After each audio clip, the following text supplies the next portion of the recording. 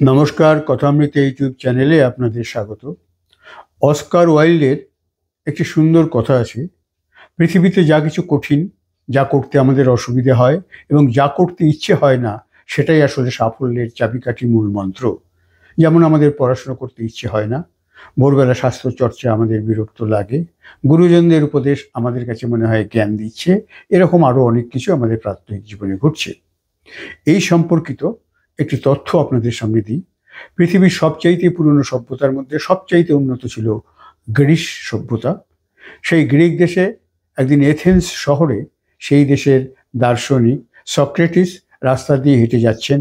জ্ঞান পিপাসু কিছু ছাত্র তাকে ঘিরে ধরেছে তাদের কিছু প্রশ্নের উত্তর জানার জন্য। ছাত্র এবং সেই শিক্ষকের মধ্যে জ্ঞান বিনিময় হচ্ছে।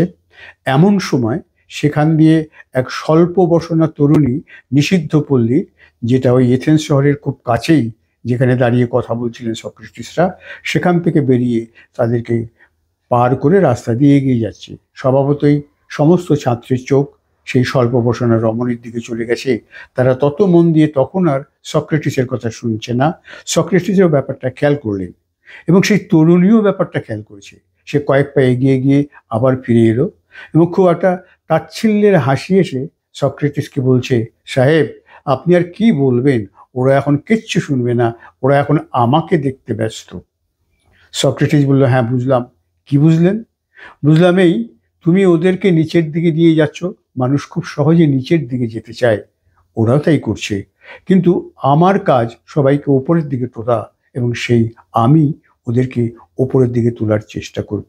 অর্থাৎ আমরা এই খারাপ পথে, ধ্বংসের পথে খুব সহজে নেমে যাই, কিন্তু কষ্ট করে অর্জিত জ্ঞান বিদ্যা চর্চা আমাদের জীবনের সাথী করি না।